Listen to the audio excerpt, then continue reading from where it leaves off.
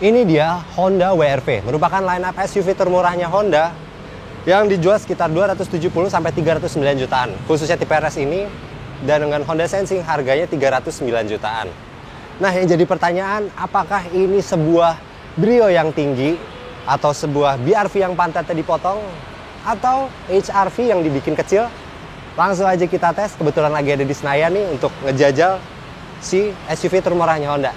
Selamat datang di Autofun Indonesia.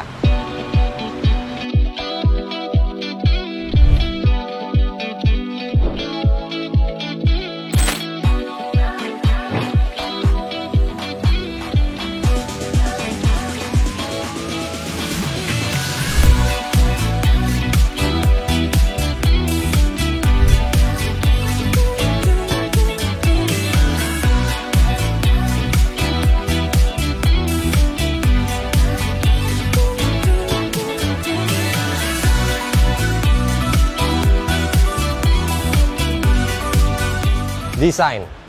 Jadi dari segi gayanya itu sebenarnya campuran banget ya. Dari mukanya ada sedikit nuansa Brio, dari sisi bagian lampu dia dibikin lebih rugged. Tapi kalau kita ngelihat garis bodi samping ini, kerasa dia jadi BRV gitu. Tapi bedanya lagi, ketika kita ngebahas garis di sini, ini rasanya HRV. Tapi secara shape keseluruhan samping kena sih ini sebenarnya HRV Mini gitu, nuansanya jatuhnya HRV Mini, terutama karena handle pintu yang terintegrasi di pilar sini nih. Jadi rasa-rasa coupe tanpa handle pintu di bodi adanya di pilar. Dan di pilar C ini karena dia benar-benar melandai, makin memperkuat nuansa si HRV-nya. Jadi sebuah mobil yang kayaknya kalau dari luar tuh kelihatannya HRV Mini gitu. Tapi kalau kita lihat belakang, balik lagi. Kalau dari belakang kelihatan kayak AD-nya BRV gitu. Nah, biar ukurannya kompak, dia punya ground clearance tertinggi di kelasnya, 220 mm, yang mana itu kayak kebanyakan LMPV, LSUV. Jadi, ini mobil jangkung lah, apalagi berbase pendek. Kayaknya untuk manuver di jalan-jalan jelek asik nih. Tapi yang jelas di sisi fitur, si WRV ini udah lumayan lengkap ya. Dan kekinian lah, jadi kayak si remote ini udah lengkap dengan remote engine start, walk away auto lock yang kita kalau tinggal mobilnya dia ngunci sendiri. Udah gitu, terutama yang tipe RS, dia lampu depannya kayak C ini udah sequential, lampunya LED. Tapi yang jelas itu beda antara tipe E dan tipe RS. Nah, bedanya apa aja? Bisa cek videonya si Helmi yang lain ya. Sekarang kita langsung masuk aja ke dalam. Nah, tapi kalau di dalam rasanya tuh bener-bener BRV. Plek ketiplek. Persis dari desain dashboard, konsol tengah, sampai jok-joknya. Meski yang bikin beda tuh hanya dari aksen, karena di varian RS ini ada aksen merah gitu. Dari duduk pun ya benar-benar BRV ya. Udah ada, dia ada height adjuster buat ngatur ketinggian.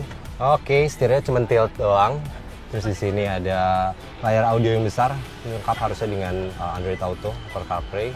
Di bawahnya ada automatic climate control.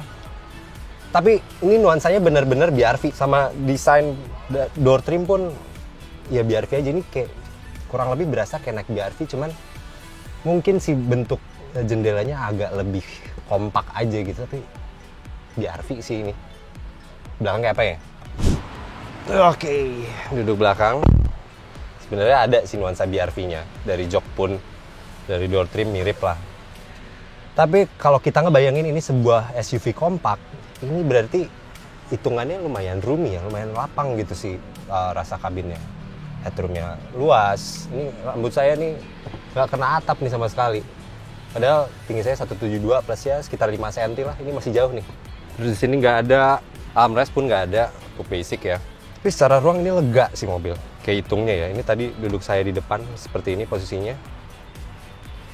Legroom nyisa banyak banget, cuman duduknya mungkin agak jongkok karena lantainya kayak agak tinggi gitu.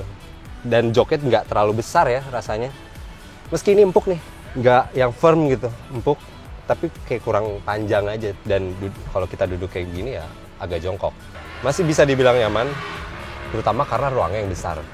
Nah, sekarang langsung aja lah, saya mau coba si ini bawa jalan dikit di sekitaran Senayan, yuk.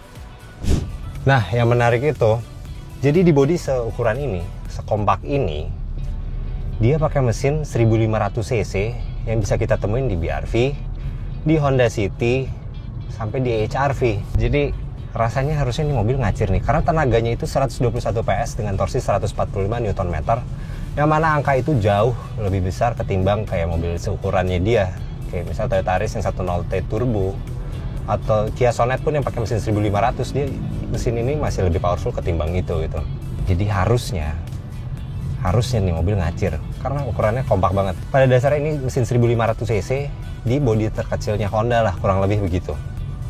Mungkin kita tes aja kali ya, narik-narik dikit, karena rute si pengujiannya ya nggak jauh sih, muter-muter depan Senayan Park sampai TVRI aja beberapa kali. Klaksonnya mirip BRV ya. Ya pokoknya pada dasarnya ini BRV sih, satu platform mungkin ya. Nah, si mesin 1500 cc itu dipadukan dengan transmisi CVT. Ini mungkin harus agak ngurut nih gas ya, tapi sangat menjanjikan mobil ngacir, harusnya mobil ngacir nih.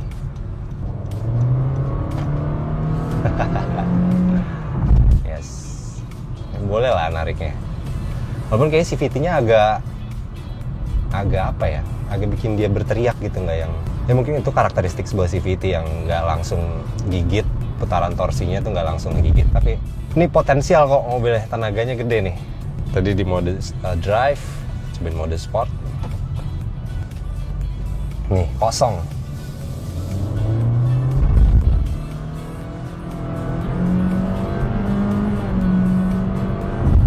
Ya, ngacir lah nih mobil. Oh, suara mesinnya cukup masuk ke dalam ya. Siraman mesinnya itu agak tembus ke dalam gitu. Untuk nariknya boleh lah, 121 PS gitu teman-teman. Terus dari feel bantingannya, karena wheelbase-nya pendek ya, jadi dia kerasanya agak gesit gitu. Jadi mobil sebenarnya hitungannya fun to drive sih. Wheelbase pendek, mesin bertenaga 1500 cc dengan 121 PS itu, terus bodinya kompak. Jadi ini mobil rasanya cukup seru nih. Kalau BRV dia karena bodinya panjang, wheelbase-nya panjang, rasanya sedikit agak nguler. Itu mobil responsnya direct dan rasio setirnya juga saya rasa pas sih. Jadi lumayan tajam, walaupun secara feedback ya mobil-mobil zaman sekarang mana sih yang feedbacknya oke. Karena udah dia pakai EPS, tapi direct ini mobil, nurut gitu, gesit jadinya. Boleh lah ya. Nah, itu ada suara. Suara itu adalah suara dari sistem Advanced Driving Assistance System atau ADAS. Kalau di Honda itu namanya Honda Sensing. Jadi si WRV ini ADAS-nya lengkap untuk urusan safety, canggih, lengkap. Kayak misalnya dibanding kompetitor ya, dia udah ada lane keeping assistance system yang bisa bikin kita mobilnya itu ngikutin jalur secara otomatis, tapi belok-beloknya belok-belok tipis aja ya.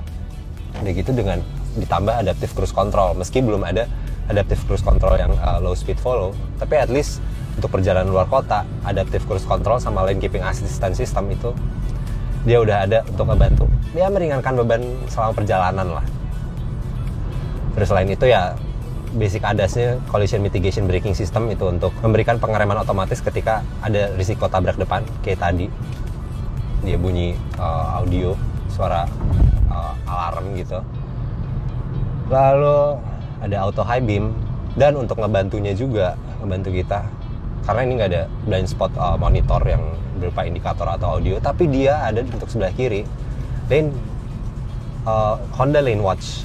Jadi kayak di Accord, kayak di BRV, ketika kita nge-sane atau ada tombol di stalk sane ini sebelah kanan, di sebelah kiri ada kamera yang nunjukin sisi blind spot yang luas, yang jadi kameranya cukup wide keluar. Jadi ya kita nggak perlu jauh-jauh ngeliat ke spion kiri, itu udah bisa ditampilin di layar audionya gitu. Dan ini untuk sisi safety-nya pun paling lengkap nih di kelasnya, karena di PRS ini terutama dia airbagnya ada 6, ada 2 di dashboard, terus ada curtain airbag, sama 2 di sisi samping jok. Ya, ini mobil sebenarnya menarik banget sih. dengan harga yang 309 juta. 309 jutaan lah untuk tipe tertinggi ini, RS dengan Honda Sensing. Itu kan berarti mepet-mepet sama race yang Toyota Safety Sense TSS. Jadi ini menarik mobilnya. Dan dia bener-bener dia menarik, dia mesinnya nggak 3 silinder yang bergetar gitu, mesin 4 silinder. Meski ya suara-suara 4 silinder ya tetap sih nggak sekedap itu gitu. Ya untuk kelasnya mungkin bisa dibilang wajar lah ya. Jadi dengan harga 270 sampai 309 jutaan, teman-teman kira-kira tertarik nggak untuk beli WRV ini? Nah, untuk perbedaan dari varian-variannya boleh cek video Helmi yang satunya lagi, oke? Saya Ahmad Karim pamit.